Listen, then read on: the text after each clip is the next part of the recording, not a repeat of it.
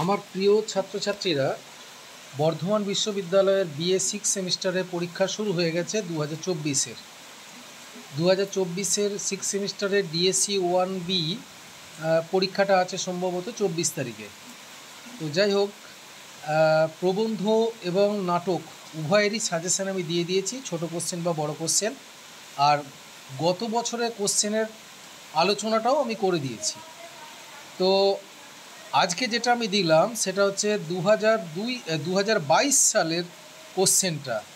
2022 সালের কোশ্চেনটা একটু আলোচনা করার জন্য আজকের ভিডিওটা করলাম। অনেকেই আমাকে ফোন করে বলছিল বা মেসেজও করেছে, তো সেই জন্যে আমার কাছে এতদিন কোশ্চেনটা থাকেনি। আমি আজকে কোশ্চেনটা পেলাম, কোশ্চেনটা পেলে আমি আগেই দিয়ে দিতাম। তো যাই হোক, দেখো কোশ্চেনটা কী আছে। BA six semester general examination 2022 CBCS. দেখো, প্রথমে শর্ট কোশ্চেন। ক্যালকাটা থিয়েটার এবং বেঙ্গলি থিয়েটার কবে প্রতিষ্ঠিত হয়? ক্যালকাটা থিয়েটার 1775 সালে, বেঙ্গলি থিয়েটার 1795 সালে। বাংলা ভাষায় রচিত প্রথম ট্র্যাজেডি কোনটি? রচয়িতার নাম। বাংলা ভাষায় রচিত প্রথম ট্র্যাজেডি যোগেন্দ্রচন্দ্র গুপ্তের কীর্তিবিলাস, এটি 1852 সালে রচিত হয়। তারপরে কালীপ্রসন্ন সিংহ কোন রঙ্গমঞ্চ প্রতিষ্ঠা করেন? তার লেখা একটি নাটকের নাম লেখো। বিদ্যোৎসাহিনী রঙ্গমঞ্চ, তার লেখা একটি নাটকের নাম হচ্ছে বাবু নাটক। কৃষ্ণকুমারী নাটকের রচয়িতার নাম ও নাটকটির প্রকাশকাল লেখো। কৃষ্ণকুমারী নাটকটির রচয়িতা হলো মাইকেল মধুসূদন দত্ত এবং প্রকাশকাল হলো 1861। নবীন তপস্বিনী কার লেখা? কোন ধরনের নাটক? নবীন তপস্বিনী দীনবন্ধু মিত্রের লেখা, 1863 খ্রিস্টাব্দে রচিত কমেডি নাটক। জ্যোতিরিন্দ্রনাথ ঠাকুরের দুটি স্বদেশপ্রেমমূলক নাটকের নাম লেখো। দুটি স্বদেশপ্রেমমূলক নাটকের নাম হলো অশ্রুমতি 1879, পুরুবিক্রম 1874। আচ্ছা, পৌরাণিক নাটক রচনা এটা কি নবীন তপস্বিনী কার লেখা হয়েছে? জ্যোতিরিন্দ্রনাথ ঠাকুরের দুটি স্বদেশপ্রেমমূলক নাটকের নাম। রাজকৃষ্ণ রায় কোন ধরনের নাটক রচনায় খ্যাতি পেয়েছিলেন? তার লেখা এই ধরনের একটি নাটকের নাম লেখো। রাজকৃষ্ণ রায় পৌরাণিক নাটক রচনায় খ্যাতি পেয়েছিলেন, তার লেখা এই ধরনের একটি নাটকের নাম হলো হরধনুভঙ্গ। তারপরে সুরেন্দ্র বিনোদিনী নাটকটির রচয়িতা কে? বাংলা নাটকের ইতিহাসে এই নাটকটি কেন স্মরণীয় হয়ে আছে? সুরেন্দ্র বিনোদিনী উপেন্দ্রনাথ দাশের লেখা। বাংলা সাহিত্যের স্মরণীয় কারণ 1876 সালের মার্চ মাসে এই নাটকটি মঞ্চায়নের মাধ্যমে জাতীয়তাবাদী নাট্যকার ও ঔপনিবেশিক সরকারের মধ্যে সংগ্রামের সূচনা হয়। আচ্ছা, গিরিশচন্দ্র ঘোষ কোন থিয়েটার কবে প্রতিষ্ঠা করেন? ন্যাশনাল থিয়েটার 1872 সালে।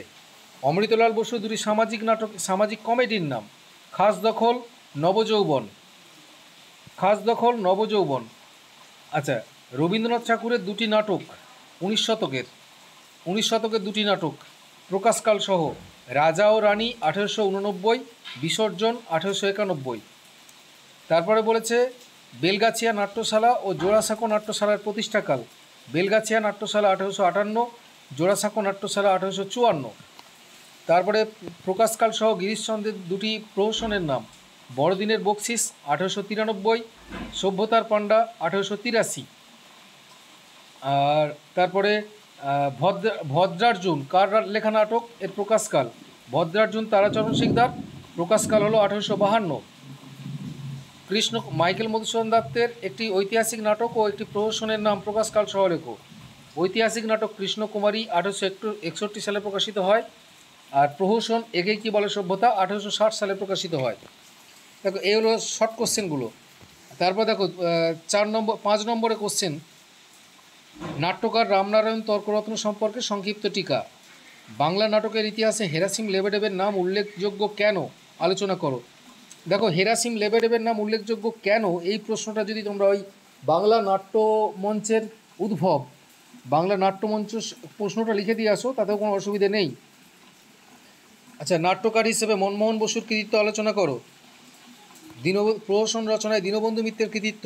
সামাজিক নাটক রচনায় গিরিশচন্দ্র ঘোষের প্রতিভার মূল্যায়ন। নাট্য নিয়ন্ত্রণ আইন সম্পর্কে যা যেন সংক্ষেপে লেখো। বাংলা নাটকের উদ্ভব ও বিকাশ পর্ব সম্পর্কে আলোচনা করো। 19 শতকের দ্বিতীয়ার্ধে যে কোনো একজন বিখ্যাত প্রহসন রচয়িতা সম্পর্কে আলোচনা করো। পৌরাণিক নাটক রচনায় মাইকেল মধুসূদন দত্তের প্রতিভার বিচার করো। নাট্যকার জ্যোতিরিন্দ্রনাথ ঠাকুরের কৃতিত্ব বিচার করো। এই হলো নাটকের নাটকের প্রশ্নটা। আর এবারে যেটা আছে প্রবন্ধের, এই নাটকের প্রশ্নগুলো দেখলে আলোচনা করলাম। এবার প্রবন্ধের প্রশ্নগুলো দেখো, তো আমি যে সাজেশানটা দিয়েছি শর্ট কোশ্চেনের, সেগুলোর মধ্যে সবই উত্তর পাবে।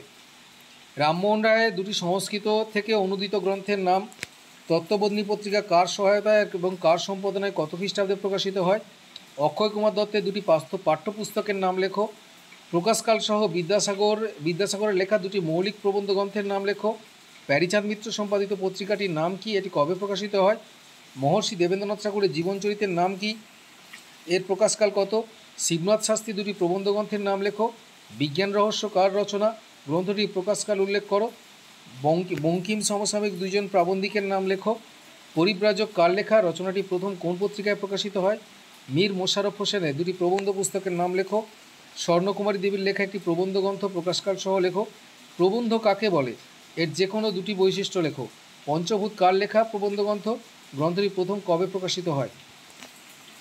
এরপরে বড় প্রশ্ন, বঙ্গদর্শন পত্রিকা প্রথম কবে প্রকাশিত হয়, এর প্রথম দুজন সম্পাদকের নাম লেখো।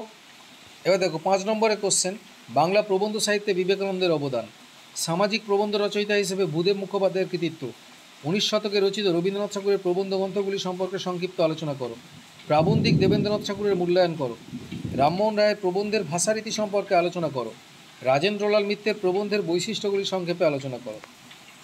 এরপরে বাংলা 19 শতকের প্রথমার্ধে বাংলা প্রবন্ধ সাহিত্যের উদ্ভব সম্পর্কে আলোচনা করো, বাংলা প্রবন্ধ সাহিত্যের বিকাশে বিদ্যাসাগরের অবদান আলোচনা করো, 19 শতকের দ্বিতীয়ার্ধে বাংলা প্রবন্ধ সাহিত্যে বঙ্গদর্শন গোষ্ঠীর ভূমিকা লেখো, বঙ্কিমচন্দ্রের প্রবন্ধের বিষয় বৈচিত্র্যের উল্লেখ করে প্রবন্ধ রচনায় তার দক্ষতা আলোচনা করো। এই হলো প্রবন্ধ এবং নাটকের 2022 সালের প্রশ্ন। এগুলো আলোচনা করে দিলাম। এবারে তোমরা প্রশ্ন যে সাজেশনটা আমি দিয়েছি সেগুলো ভালো করে পড়বে এবং আশা করি পরীক্ষা তোমাদের ভালোই হবে।